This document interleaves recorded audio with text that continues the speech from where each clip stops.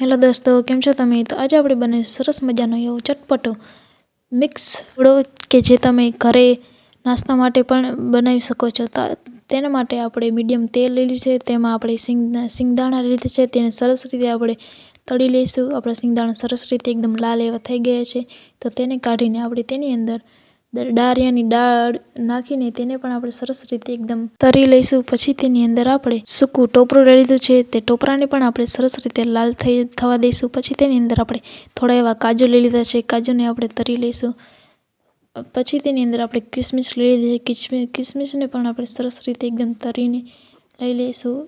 બહુ ઝાઝી લાલ નહીં થવા દઈએ. પછી આપણે તેની અંદર મીઠો લીમડો લીધો છે, મીઠા લીમડાને આપણે તરીને સરસ રીતે એને કરકરો થવા દઈશું. પછી તેની અંદર આપણે લીલા મરચાં લીધા છે, તે સરસ એવો સ્વાદ આવે છે તેનાથી.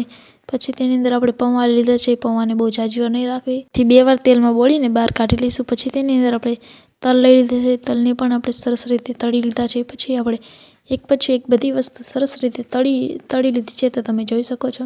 પછી હવે આપણે તેનો મસાલો તૈયાર કરીશું. મસાલા માટે આપણે સૂકા ધાણા, વરિયાળી, જીરું, ચાટ મસાલો, કાલા નમક, સંચર, લાલ મરચું, હળદર, થોડી એવી હિંગ બધું સરસ નાખી આપણે એકદમ સરસ રીતે ક્રશ કરી લીધું. તો આપણે એકદમ સરસ રીતે ક્રશ કરી લીધું. બધી વસ્તુ એક મોટા બાઉલમાં મિક્સ કરી લઈશું. તેની અંદર આપણે ઉપરથી મસાલો નાખી દઈશું. તેની અંદર 2 થી 3 ચમચી દરેલી ખાંડ નાખી દઈશું. તો તમે જોઈ શકો છો કે આપણે સરસ નમકીન એવો ચેવડો બનીને તૈયાર છે. તો તમે પણ એકવારથી જરૂર ટ્રાય કરજો. જો રેસીપી ગમી હોય તો મારી ચેનલને શેર, લાઇક એન્ડ સબસ્ક્રાઈબ જરૂરથી કરજો. Okay, thank you.